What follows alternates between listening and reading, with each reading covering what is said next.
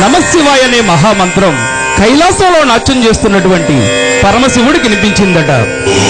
ఎవరో నా భక్తుడు ప్రార్థిస్తున్నాడని చెప్పేసి భూలోకం వంక చూడగా భస్మాసురుడు అనే రాక్షసుడు ఘోర తపస్సును పూని శంకరుని ప్రార్థిస్తూ ఉన్నాడట. తపస్సుకు మెచ్చినటువంటి శంకరుడు భూలోకంలో ప్రత్యక్షమయ్యాడు. అప్పుడు ఉంటున్నాడు శంకరుడు, ఇంత తపస్సు చేసిన పిలిచావు కదా, ఏం వరం కావాలో కోరుకోమన్నాడు. అప్పుడు అంటున్నాడు భస్మాసురుడు, స్వామి నాకు మరణం లేనటువంటి వరాన్ని ప్రసాదించమన్నాడు. ఆ మాట అయిన శివుడు, ఓయి భస్మాసుర, పుట్టిన ప్రతి జీవి మరణించక తప్పదు కనుక మరొకటి కోరుకోమన్నాడు. అప్పుడు అంటున్నాడు భస్మాసురుడు, స్వామి అది ఇయ్యకపోతే ఇయ్యపోయావు, నేను ఎవరినెత్తినైతే చేయి పెడతానో వారు భస్మైపోయేటటువంటి వరాన్ని ప్రసాదించమన్నాడు. తపస్సుకు మెచ్చినటువంటి శంకరుడు తదాస్తిచ్చాను పో అన్నాడు. ఆ ప్రదేశాలంతా కూడా ఎదుగుతున్నాడు భస్మాసురుడు.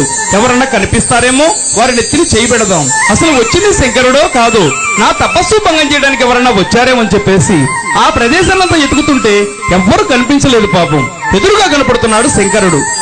ఎవరేమి ఈ శంకరుడితో పని అయిపోయింది కదా, ఈ శంకరుడిని ఎత్తిన చేయబెడదాం, నిజం తేలిపోయిందని చెప్పేసి శంకరుడిని ఎత్తిన చేయబెట్టాలని చూస్తున్నాడు భస్మాసురుడు. ఆ యొక్క వర ప్రభావం శంకరుడికి తెలుసు కాబట్టి పరుగులు తీస్తూ ఉన్నాడు. అప్పుడు అంటున్నాడు భస్మాసురుడు, వరమిచ్చి పారిపోతావేమయ్యా శంకరా, ఆగు.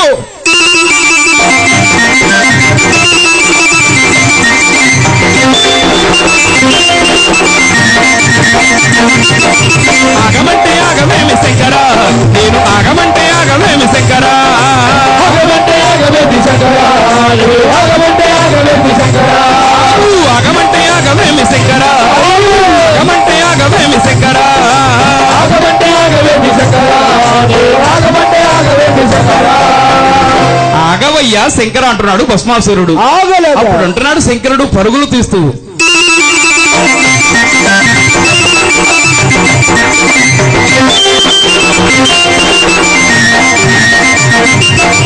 ఆగనంటే ఆగనయ్య భస్మాసురా, నేను ఆగనంటే ఆగనయ్య భస్మాసురా, ఆగనంటే ఆగనయ్య భస్మాసురా, ఆగనంటే ఆగనయ్య భస్మాసురా, ఆగనంటే ఆగనయ్య భస్మాసురా, నేను ఆగనంటే ఆగనయ్య భస్మాసురా, ఆగనంటే ఆగనయ్య భస్మాసురా, ఆగనంటే ఆగనయ్య భస్మాసురా.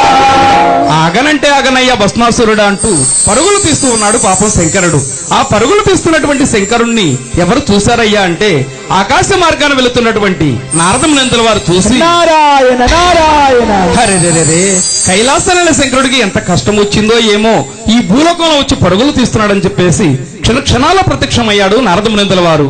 అప్పుడు అంటున్నాడు నారదమునందుల వారు శంకరుడితో, ఏమి కష్టం వచ్చింది శంకరా, నీకు ఏమేమి జరిగింది శంకరా, ఏమి కష్టం వచ్చింది శంకరా, నీకేమేమి జరిగింది శంకరా, ఏమి కష్టం వచ్చింది శంకరా, ఏమేమి జరిగింది శంకరా, ఏమి కష్టం వచ్చింది శంకరా, నీకేమేమి జరిగింది శంకరా, కైలాసం వదిలావు భూలోకం వచ్చావు, కైలాసం వదిలావు భూలోకం వచ్చావు, పార్వతి చెప్పిన మాట పడచెవిన పెట్టావు,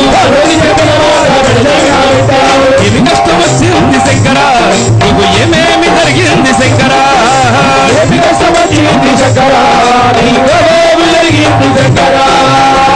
ఏమి కష్టం వచ్చిందయ్యా శంకర, హాయిగా కైలాసంలో ఉండక ఈ భూలోకంలో వచ్చి పరుగులు తీస్తున్నామన్నాడు నారదమునందుల వారు. అప్పుడు అంటున్నాడు శంకరుడు నారదమునందుల వారి, ఆపదలో ఉన్నాను నారదా, మంచి ఉపాయము చెప్పవయ్య నారదా, నేను ఆపదలో ఉన్నాను నారదా, ఉపాయము చెప్పవయ్య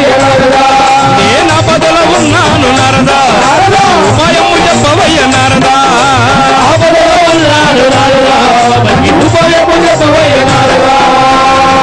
ఆపదలో ఉన్నానయ్య నారదా, అపాయం లేని ఉపాయం ఏదైనా ఉంటే చెప్పమన్నాడు. అప్పుడు అంటున్నాడు నారదమునందుల వారు, స్వామి నీవు చెప్పేంతట వాడినా అయినా అడిగావు కాబట్టి చెబుతున్నానని చెప్పేసి ఈ విధంగా చెబుతున్నాడు నారదమునందుల వారు.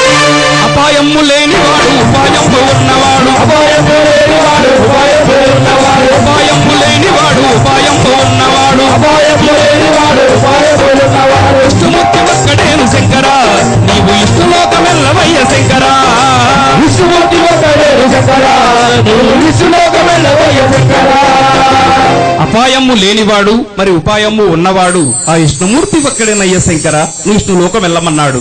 ఆపదలో ఉన్నాడు కదా శంకరుడు, విష్ణులోకం ప్రయాణమయ్యాడు.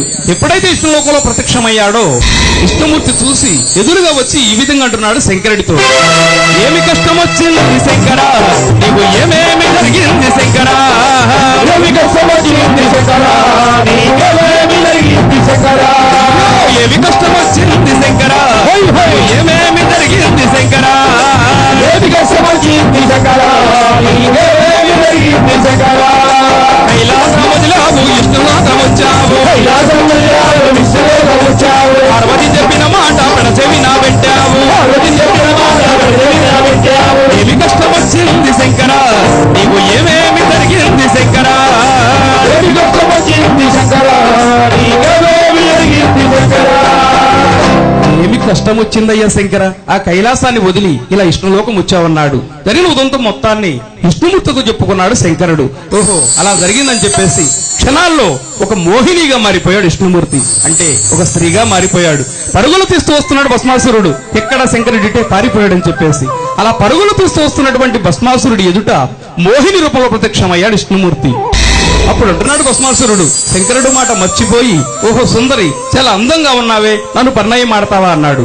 అప్పుడు అంటున్నాడు మోహిని రూపంలో ఉన్నటువంటి విష్ణుమూర్తి, నిన్ను నేను పరిణయం ఆడాలంటే నన్ను నాట్యంలో ఓడించినట్లయితే నిన్ను నేను పరిణయం ఆడతానన్నాడు. అప్పుడు అంటున్నాడు భస్మాసురుడు, ఘోర శంకరుణ్ణి మెప్పించి వరం పొందిన వాడను నిన్ను నాట్యంలో ఓడించడం ఒక లెక్క అంటూ ఇక నాట్యంలో మునిగి తేలుతున్నాడు.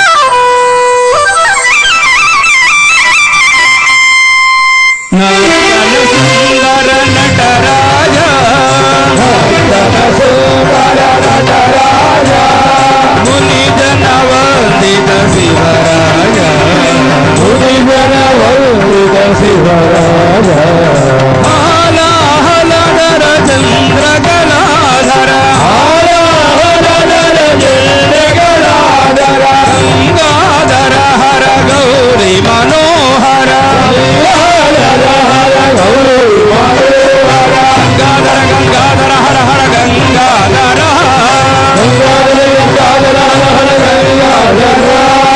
గంగాధర గంగాధర హర హర గంగాధర,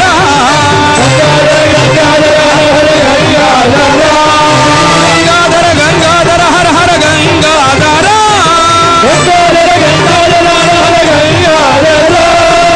గంగాధర గంగాధర హర హర గంగాధర